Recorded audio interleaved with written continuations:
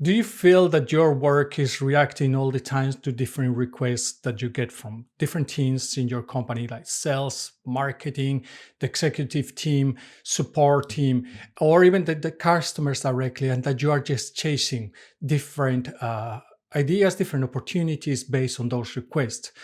But basically, you feel like, well, you don't have much of a plan. You're just reacting to all the information that is coming towards you and then trying to capitalize on those opportunities. This is a very common problem for companies to have. The reality is that what they are doing is they're very focused on operational work, on the day-to-day basis work, and they are not looking on a long term. So today I want to talk about a simple framework that probably you already have heard of, but probably you're not applying it because most of the companies and most of the people don't apply this in their lives. So what I want to talk about is how strategy, tactics, and operations link together and how they can help you achieve your goals or improve the chances of success of your business ideas. There's nothing that is going to ensure that you are going to have business success. So I want to be honest about that. If you don't know it, I would be surprised if you're a product leader. First of all, I want to talk about the operational level. Here, we are talking about the day-to-day work, your sprints, your Kanban boards. This is very focused on outcome. It's very focused on velocity. It's very focused on reacting to different changes. This is what Agile has basically, in a way, taught us. And I'm not against Agile, by the way, but Agile is a lot focus on the operational level, or that's the interpretation that most of the people and companies have. The problem with this is that everybody gets very focused on how do we plan our sprint, our next 2 weeks, best case 4 weeks, and then there is a lot of focus on what are the stories that we are going to be working on, how many stories, how we deliver. There's a lot of focus on product velocity or the velocity of the delivery and pushing changes towards the customers. So this is the focus on the operational level. The next one would be the tactical level. When you think about tactical level, here you are looking more into potentially a quarter of a year, maybe all the way to 1 or 2 years. It depends a lot on how you interpret it. And here, many companies have a relatively okay idea of what they're going to be doing, definitely on a quarter, most likely. Most of the companies have a good idea of that.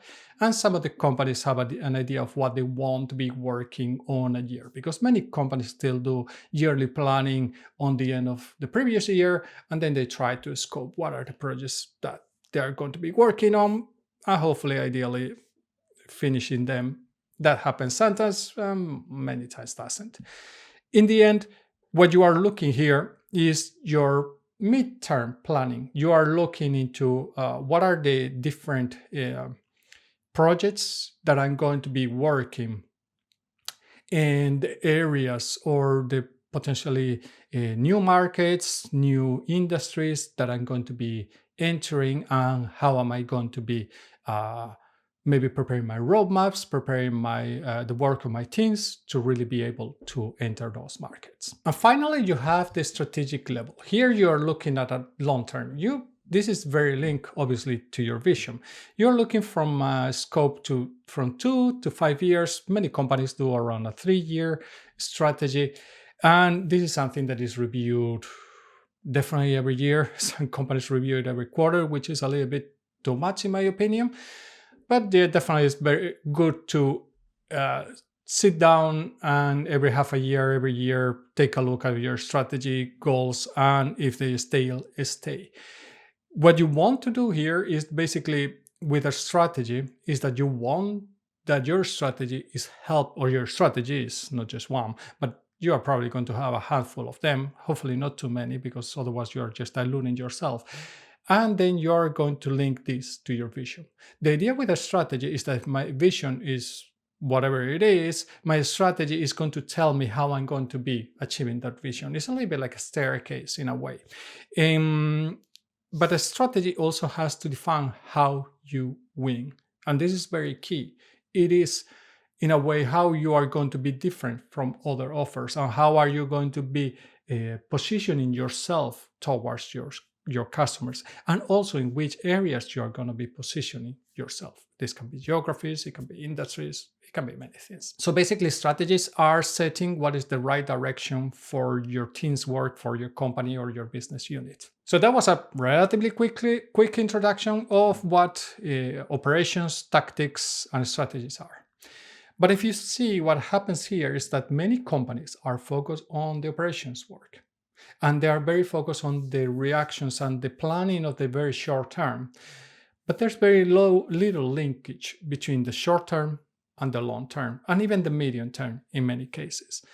Because I've seen it time and time again, most of the companies don't have a product strategy. I was at an event recently, and when I asked who in the audience has defined a product strategy, I think out of 50 people, only one or two raised their hands, which tells you that people don't know where the product is going. They know maybe where the company wants to go. And usually what you get from the company is not so much of a strategy. You get many times goals and KPIs. So growth of this rate, expansion to this market, reaching whatever 100 million, 200 million annual recurring revenue, whatnot. That's usually what is given as a strategy. But those are not strategies, those are goals. Those are OKRs, which they are valid, but they don't link to a strategy. The problem with OKRs and the focus on OKRs is that OKRs are very focused on operational work many times.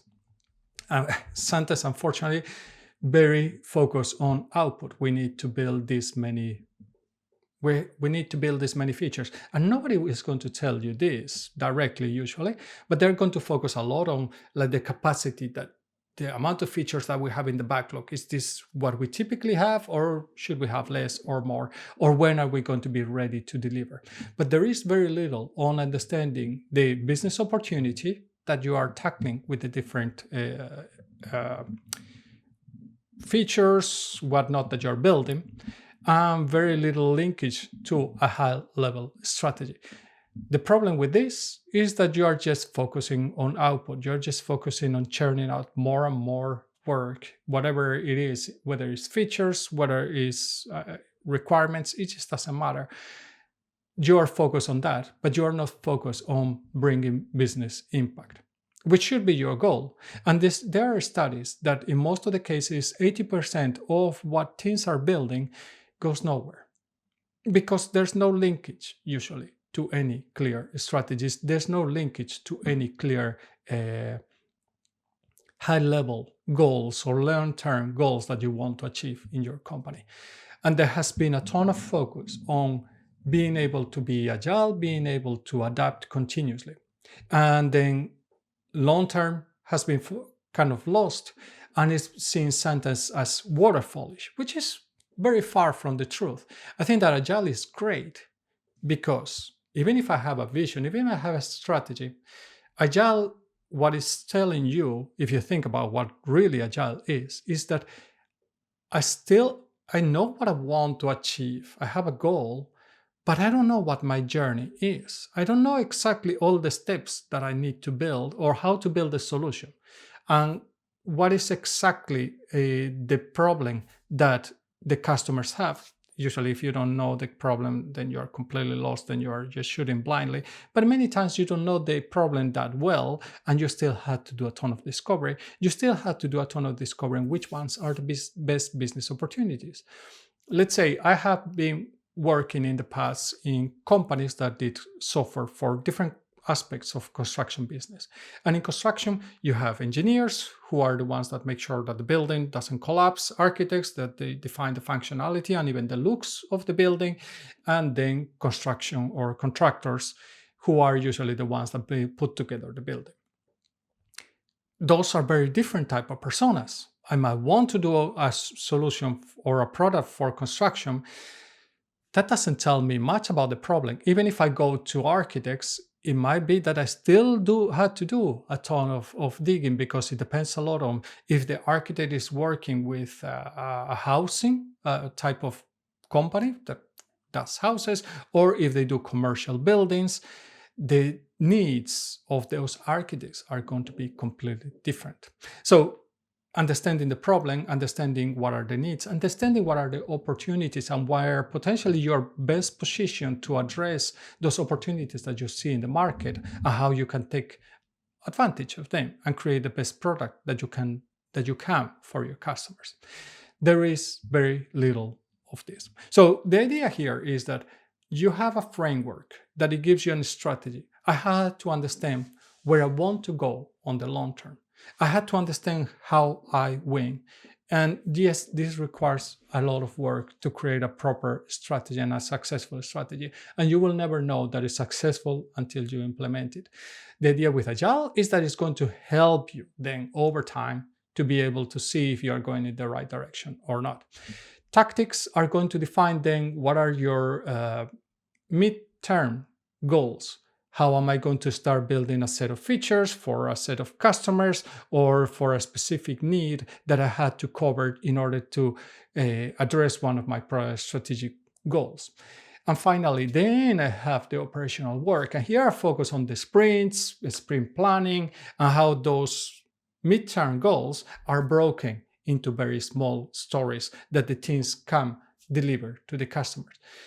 The reality is that there has been a ton of concentration of that the sprints had to be delivering value to the customers. That's true. But the reality is that in a 2-week period, many times you don't build something that is going to change your customer's life. And you will see this, especially if you are very reactive, because you will notice that over time, a couple of years will pass. And then you start hearing from your customers that, well, your product has not changed at all in the last couple of years. So I'm not even sure if I should be paying maintenance and all these things because it's not evolving. I'm paying for something and you're not delivering on the promise of making the product better for me. This happens very commonly or very usually, especially for the very early customers that you have, the very early segments or industries or ICPs that you have as your first customer personas. They start to get ignored because products usually try to go to different market areas, different ICPs, different user personas. At that point, usually they start to complicate themselves and get more difficult to use. But that's a very different story. But that tells you also that when the company starts to try many things, probably there's not a very clear strategic goal of where to go and understanding what are the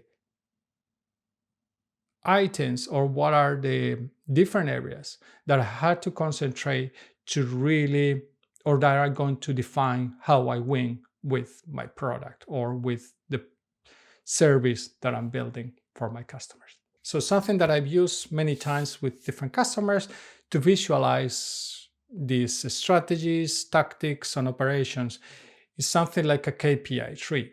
I think that that's a very great framework to help you understand how those different items link together. If you're interested in knowing how I help companies solve this problem of being more strategically aligned and really having this ladder that is going to help them really actually have a long-term vision and create the plans to really address the problems that the customers have, and not in a waterfall way. You can still do it in an agile way. Please go to the links that I have put in the description and in the pinned comment of this video. If you're interested in learning more about what KPI trees are and how to use them and how to achieve strategic alignment, go check out the videos that you can see here. See you in the next one.